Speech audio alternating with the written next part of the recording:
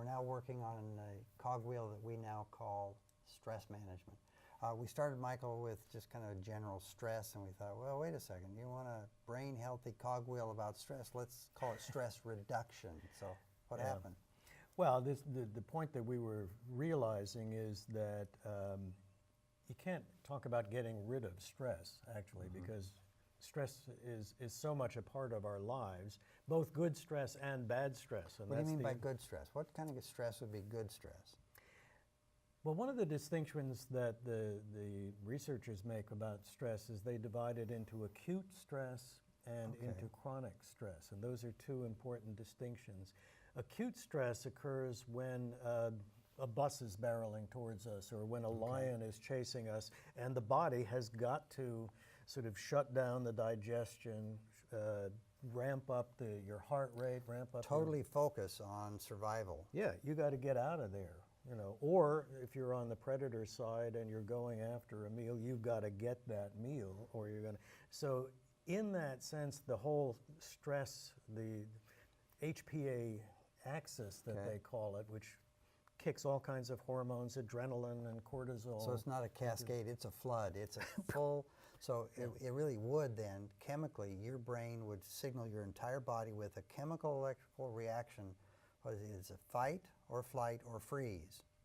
And your body shuts down all thinking except that one. That's called acute stress. Right, and it's protective. Is that bad for your brain? No. Okay, why not? That is not bad for your brain. Because A, it achieves what you need to achieve. We spoke earlier in the section on mental, that I think that, well no, in the physical action, that everything that we do is really directed towards action.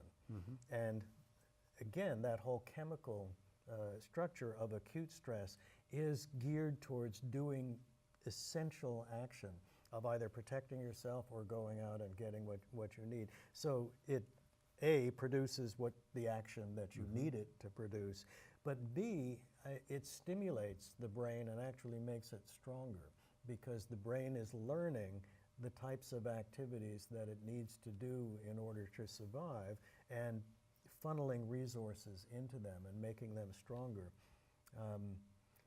One of the things that people who do bodybuilding that you learn is when you do the pumping of the muscle, what you're actually doing is tearing the muscles, the muscle fibers a little bit, and then the body responds by coming in and repairing and actually making the fibers stronger and more resilient. That's also for the next time it's going to be used. Yeah. Okay.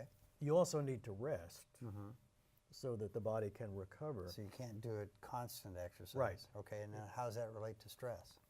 Acute stress is beneficial, but the key thing about acute stress is that once that crisis is over, your body calms down again, it goes back to normal, your digestion picks up again, you're able to think about multiple things. So the cortisol, the adrenaline, you know, that whole... The bus just missed me, but then from that point on, after things settle down, a repair process or a strengthening process of that ability to do it again, if you have to. Right. Okay, what if that first flood was in a war zone and someone had that reaction, and then that same kind of flood happens when it's simply a loud noise? And we're getting into what happens when acute stress becomes post-traumatic stress. And we're not going to talk too much about that. Yeah. But if we know that a little acute stress can be good, it still doesn't mean you have to just let that go on. So that type of post-traumatic stress would be something you need to get some help with. Yeah, before we even get to post-traumatic stress, just say in the war zone, if you are constantly in danger, which is, you know, what's going on, it's curious that certain people react differently. I mean, people react differently to stress. Some people will become almost accustomed to that heightened level of, you know, danger. So like thrill seekers? I don't know that people really understand why it's different. They just recognize that some people get hurt by the stress, by this chronic stress, Okay. and other people are able to adjust to it. Okay. So the system says, okay, this is the new reality, this is the new normal, and calmed us down. Other people's systems are not able to do that, and when stress becomes chronic and it's repetitive and it's always there, that's when it really becomes dangerous. Okay. And in a normal situation, not in a war zone, frequently we become subject to chronic stress when we ruminate about stuff. You know, when we're constantly worrying about things and we just can't get it out of our mind, that stimulates the stress response, so you get cortisol and adrenaline all the time. That isn't flooding necessarily, but it's a steady stream. Well, it's there and it becomes toxic. And instead of being reparative and subsiding so that you can actually recover and use that, it's constantly saying you're in danger. And when we changed to management, from reduction to management, one of the focuses we had was to look at the hippocampus, the memory maker. And as you get older, the Rotterdam study confirmed that the size of your hippocampus is a direct correlation and determines a risk factor, predicts the risk of Alzheimer's and dementia. If it shrinks, if it starts atrophying, either from lack of use or from the toxic chemicals of cortisol that are building up, then that exquisitely sensitive to that type, it will shrink. But once you get the stress chemicals away from it, it's exquisitely sensitive in the positive way that when you treat it right, it will actually start growing physically in size. So if somebody knows they're under just unrelenting chronic stress that may not be exciting or life-threatening, but it's that steady drip, then that's where we're getting into managing the stress that you can't control especially. We talked about rumination just a moment ago, and when you mentioned that, one of the things that we're trying to figure out and watching the literature is when someone ruminates, what are the exits that they can take? Is there a way to rewire the brain to get around that when you know that the rumination might be coming up? And both of us have seen some real progress in that field of behavior therapy to rewire the brain through neuroplasticity. And to be, the two words I like to use are be patiently impatient, because that wiring will not take place quickly, but if you're patient, it will take place. If you're impatient, you'll want to do something every day to make sure that you're getting that rewiring in the brain. So you're saying actually go to a cognitive therapist and work through if it requires that. Absolutely. Yeah. At least get the knowledge of what's going on in the brain during that rumination that you can't get away from, because it is a loop that that is, in fact, as you mentioned, it's reinforced every time that you go through the entire rumination cycle. If you can do something about it, do it.